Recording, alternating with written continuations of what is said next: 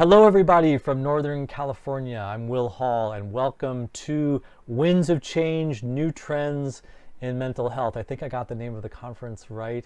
Thank you so much to Milam, Jerusalem, and to Esther and everybody who's been organizing this conference. I'm excited to be here because we have work to do. There's a lot of change that needs to happen, and there's a lot of change that is happening. I want to really thank all of you for being here, the professionals who are here, the people who are doing the work. Especially I want to thank the family members, because we know that family members are suffering too. An individual is in a web of relationships. The family is often the closest, and the family suffers too. And the family suffers twice, because they suffer because the person that they love is struggling. Also, they suffer because they have to kind of pick up the pieces from where the mental health system is falling apart. The mental health system isn't doing its job for many reasons, and so the family has to step in. You see, I see so many times when family members have that burden of being the case manager, coordinating the care, finding new doctors, finding better situations with medications, dealing with housing, that families have to step in because the system has so many problems. So I want to really welcome the family members, and especially I want to welcome those of us who have been diagnosed, those of us who have been in the system, who've been in hospitals, who've been in residences. I've been in homeless shelters, people who, like me, have taken medications. I want to welcome all of you. You have the experience. You have the first-hand experience. You are like first-person participatory researchers on the most important reality that we need to face here. What is it like to go through a mental health crisis? What is it like to experience emotional distress? What is it like inside of depression, psychosis, what gets called obsessive compulsive or attention issues, or what gets called bipolar? Because from that first-hand knowledge, that's how we build good care, and that's how we build science, and that's how we build understanding, and that's how we find what people really need. So I especially want to thank all of you clients, patients, survivors, people in the system.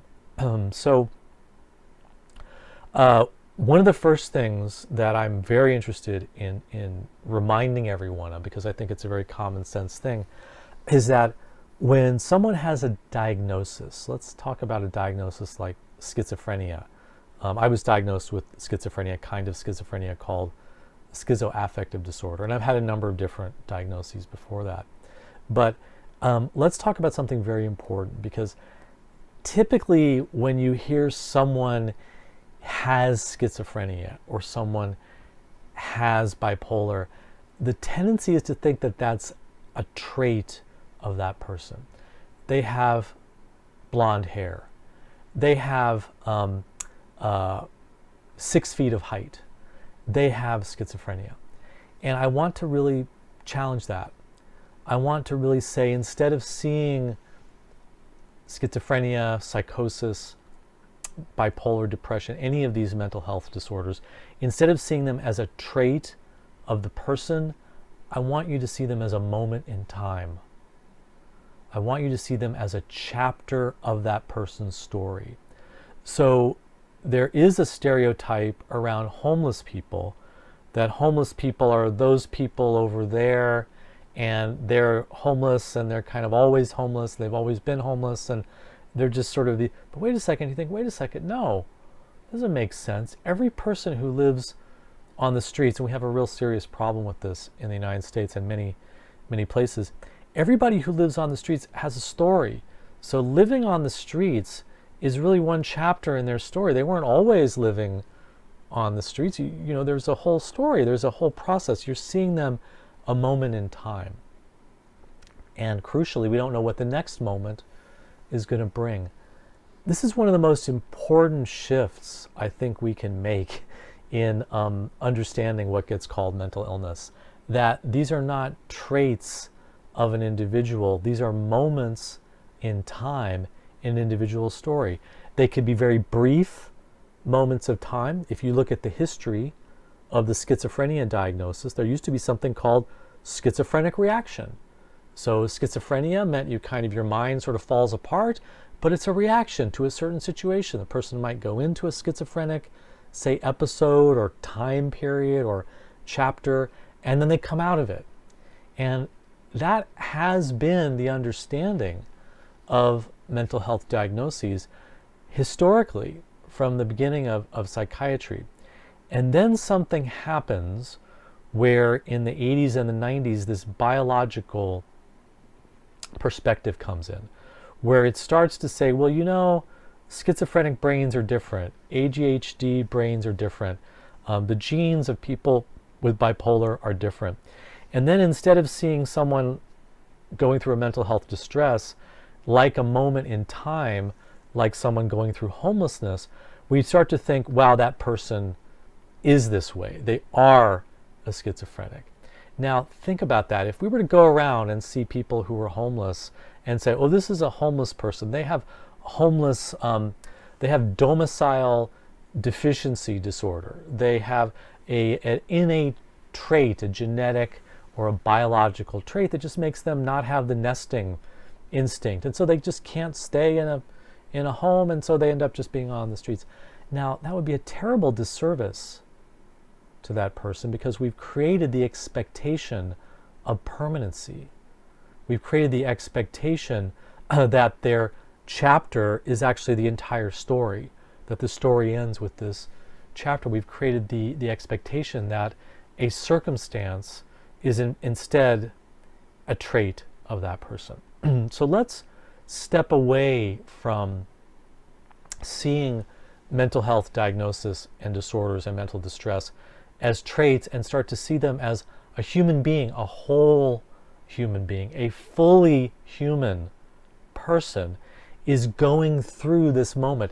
It may be a brief moment, and some of you may have even had a psychosis that was brief. I mean, you can have a psychosis from sleep deprivation, you can have a psychosis from a medication side effect, and sometimes people have a very high fever and wow, they're in another world. That maybe that's brief, maybe it's longer, maybe it's pretty long. I mean, I was struggling, I was on disability for 15 years. I wouldn't say that I was psychotic for 15 years, but doctors would say, yeah, this is a trait, that you're a schizophrenic, you can't work, you're on disability. And so whether it's a brief moment in time or an extended period of time, if we have that attitude that this is a moment, then we have a very different set of questions and set of approaches. The first question is, well, what was going on before this happened? What is it that led you into this? When I went into the psychiatric hospital, they didn't ask me any of that. They interviewed me, they observed me, and they decided that I had the trait of schizophrenia. They assumed that because there were other people in my family who had also suffered, that it was genetic, and that I was somehow just had a broken brain, and that I really should just take my medications, and I should really they literally said, you should really lower your expectations for your life. You should not have a stressful career. I had been involved in the environmental movement. I'm very proud of the work that I did in the environmental movement. Don't go back to that. Just take medications, manage your symptoms. This is a lifelong. They were into thinking of things in terms of traits. And this was a disaster for me. This was a disaster for me, because I was actively discouraged by the system from asking the questions that might go along with seeing it as a point in time. I was just like, oh, they finally figured out what's wrong with me. Now if I just do what they say, I didn't even know what was going to happen next. I guess I'm just going to always be like this. Then, years later, I started to ask some questions about my own family experiences. I started to connect some dots. I started to read and learn about trauma. I started to read and learn about childhood neglect. I started to read and learn about family systems. And what I learned was that, the fact that both of my parents are very severe trauma survivors is absolutely part of what I went through.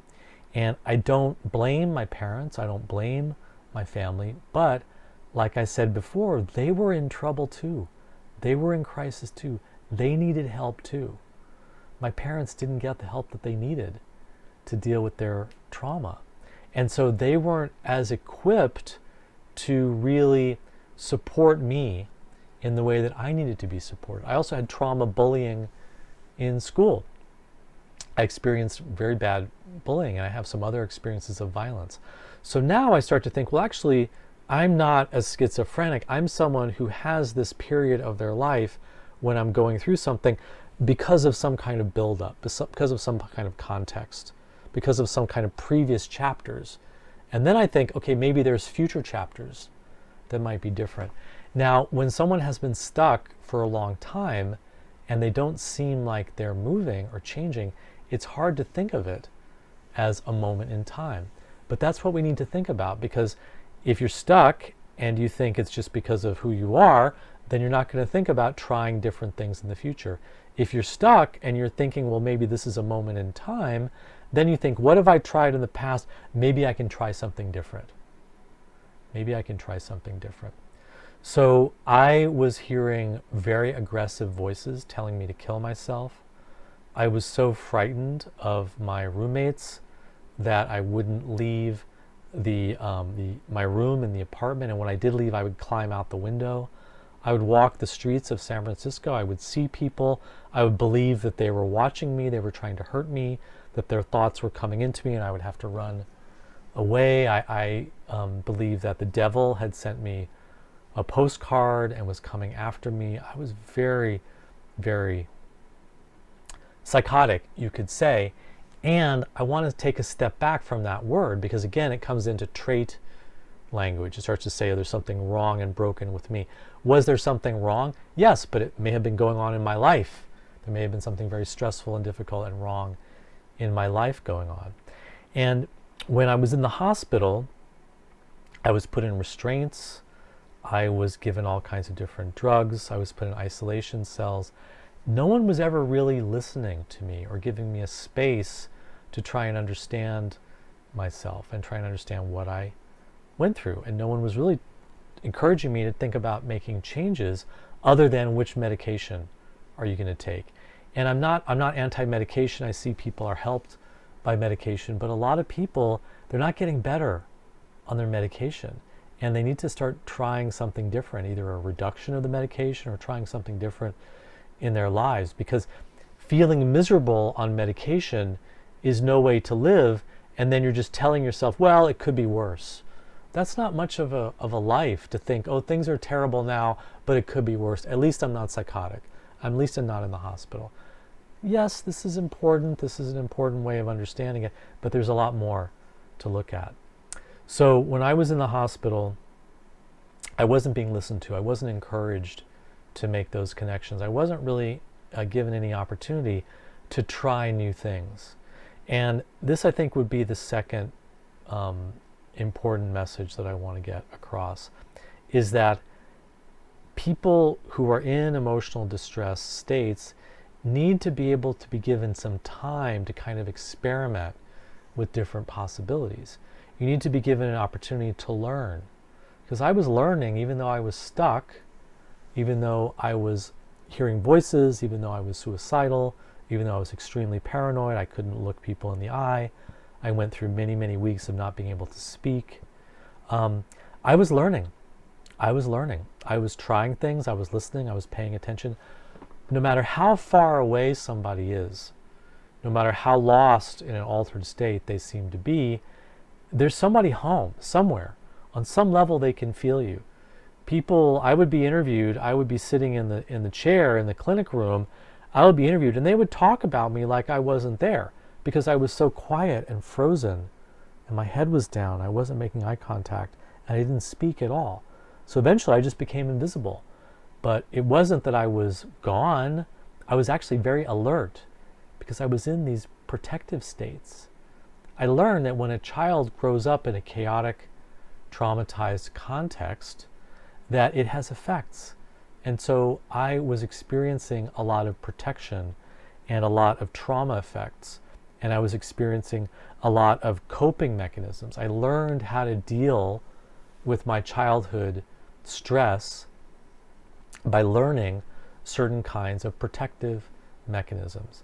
So I think it's super, super important for us to understand that people can experiment with change, they can experiment with learning, and they can discover that some of their protective mechanisms from the past maybe are not working for them in the present. Now, you may notice that I'm talking a lot of common sense kinds of things that everyone has to face and everyone can benefit from, because I think that's the message here. It's our common humanity, that all of us have a similar kind of struggle before us to come to terms with who we are and to learn better ways of moving forward.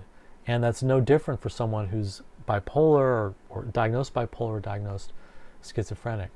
So I started to make explorations, and a lot of those explorations didn't work for me. Staying in my apartment, getting a disability check, I had a small studio apartment, but it was safe, and I would play video games or watch videos. And I did this for like a long time, like months and months and months into the years. And I was experimenting. What's this like? What is this going to be? It didn't work for me. Eventually, I had to try something else. So I go for a long period of time where I'm not working, where I don't leave the house. And I thought maybe that was because hiding as a child, as a young man, had been such a successful protective mechanism. I think I'm just going to keep trying hiding. And eventually I realized that didn't work for me either. But it took time. And then I said, okay, well, maybe I'll try getting involved in the community. Maybe I'll try volunteering. Maybe I'll try working a part-time job. The reason I'm emphasizing this idea that people are learning and experimenting is that typically the system says, you have this trait of schizophrenia. There's nothing you can do about it. And just take your medications and let's see if we can, optimize your life as much as possible. Actually, the truth is that the research shows that I'm not the only one. I wasn't misdiagnosed. I was at University of California, San Francisco Medical Center, one of the best teaching hospitals in the world. They didn't misdiagnose me. I had all the criteria of schizoaffective disorder, schizophrenia. And if you look in the research says, yes, people do recover.